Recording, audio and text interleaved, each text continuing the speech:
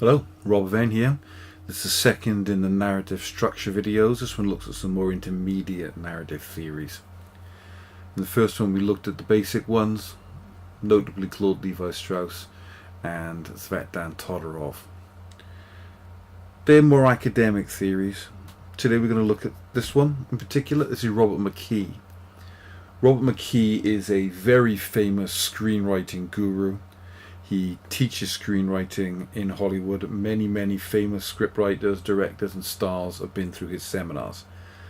And his ideas about screenwriting are very influential in Hollywood.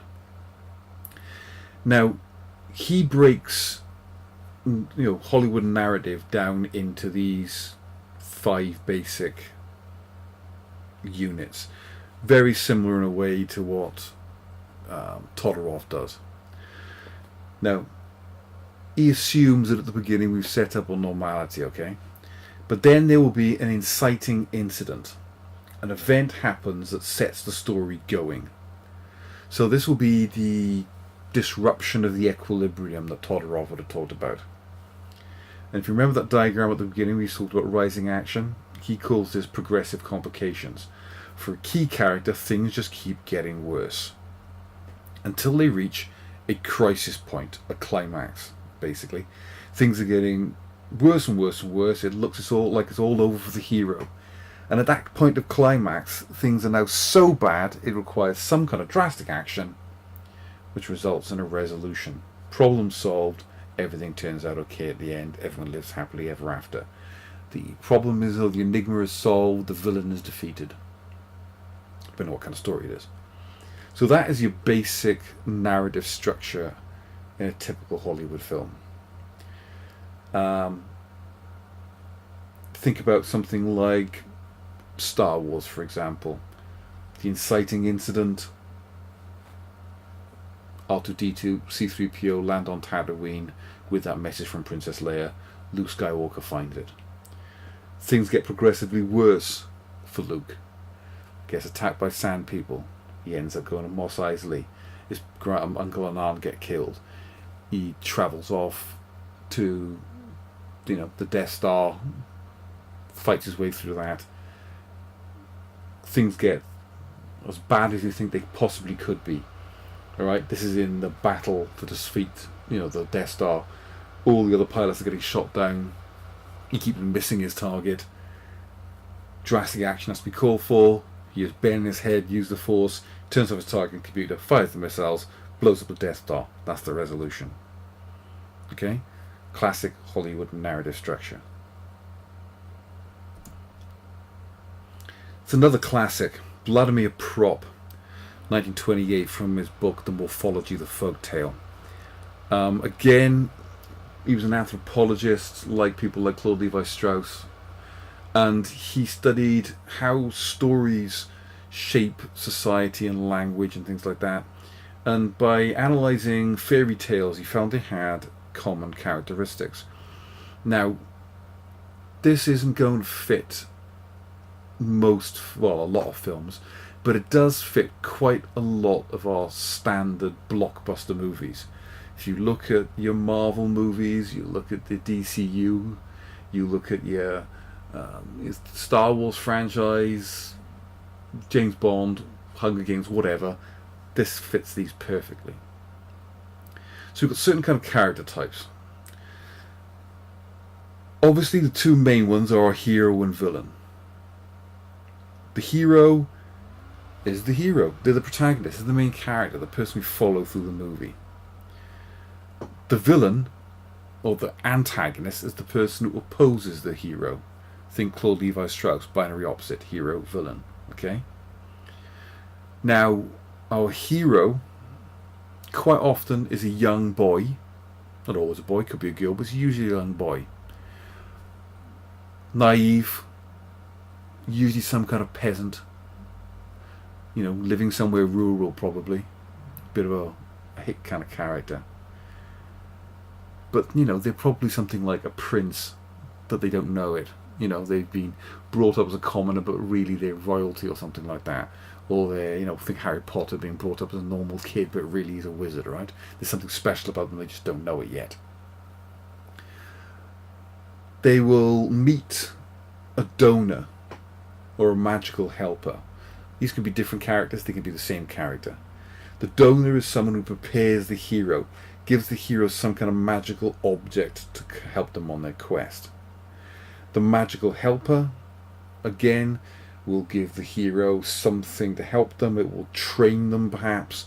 They will give them knowledge, something like that. We've got the princess and her father. The father gives the hero a task. They often identify the false hero. The princess will marry the hero. They're often the source of the conflict, the source of the quest. The princess in the tower that needs rescuing. The princess needs rescuing from a dragon. The father needs a champion to go and rescue the princess, and he'll offer the champion his daughter's hand in marriage and half his kingdom. Something like that. Your typical story tale, fairy tale kind of story. And then, of course, we've got the false hero. Someone who looks like a hero, but really isn't. They often take credit for the hero's actions. They might try to marry the princess. I think Prince Humperdinck in Princess Bride, for example. Right? Or Lando Calrissian in The Empire Strikes Back. Again, apply this to something like Star Wars. The villain, Darth Vader or Grand Moff Tarkin. The donor, Ben Kenobi, prepares the hero, gives him a magical object, in this case, his father's lightsaber. He's also the magical helper because he teaches Luke the Force. In the other films, we can look at Yoda being a classic magical helper. The princess, well, there's literally a princess in this, Princess Leia. She doesn't really have a father, but we can call her father in this the rebellion. The rebellion is the father figure. The Spatcher, the person who sends the hero on a quest. In this case, technically speaking, is Princess Leia. You could call it R2-D2, who carries Princess Leia's message. Either of those will do. The hero, of course, is Luke Skywalker. False hero, Han Solo. Because he looks like he's going to sell everybody out at the end and just go off with the money. Classic Vladimir Prop character types. Very easy to apply this to any kind of those movies you want to put them to. Which brings us to possibly the most influential narrative theory of all. Joseph Campbell and the universal hero monomyth, also known as the hero's journey. I'll put a link to a Crash Course Mythology video on this. It's a fascinating subject. In fact, his book, The Hero of a Thousand Faces, is really good. Highly recommend it. Now, like Vladimir Prop, Joseph Campbell was an anthropologist, and he studied stories, and he looked at how stories from cultures all over the world have common characteristics. And we're talking legends, fairy tales, religions, everything. And he says the hero's journey is a characteristic staple of every culture. A hero who has to go off on a quest, leave the comfort of their home, go into a dangerous world for some kind of good. So at the beginning of our hero's journey, we have the equilibrium. Todorov would have called it. The ordinary world, the exposition bit. We set up the temporal and spatial diegesis of the world, the normality. It's probably somewhere rural. Our hero will come from humble beginnings. He will be the stable boy, a farmhand, like Luke Skywalker in Star Wars, farm boy. Like Arthur at the beginning of the King Arthur legend, a humble page, not yet a knight. But the hero will be forced to abandon this world. There will be a call to adventure. A problem or a challenge arises.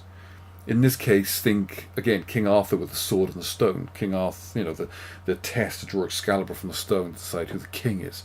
Think about Luke Skywalker finding the message from Princess Leia in R2-D2. But at first, our hero will refuse that call. They are a humble nobody. How can they rise to this challenge? Arthur draws the Excalibur from the stone, but how can he be king? He's not even a knight. You know, Luke Skywalker's like, I can't go on a quest to save this princess. You know, my uncle needs me on the farm. They will meet a mentor, Merlin in the King Arthur movies. Or Ben Kenobi in Star Wars. They are a donor. They're a magical helper. They will give wisdom and magical items to help our hero. The mentor's job is to convince the hero that they have to go on this quest. They then have to cross the first threshold.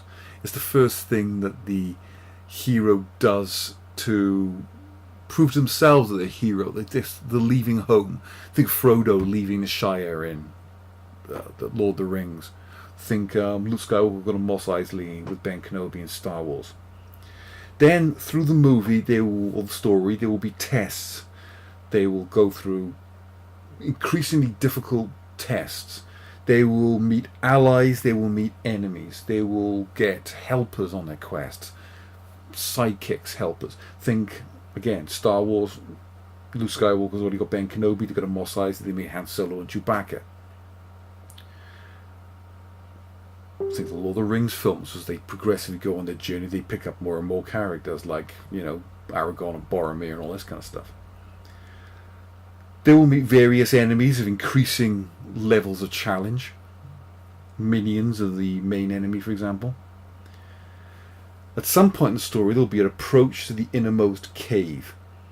This is the most dangerous confrontation the hero goes through in their quest. It may be where the treasure is located, it may be the object of their quest. The innermost cave in Star Wars is obviously the Death Star. It's a classic bit in a trash compactor where they almost all get crushed.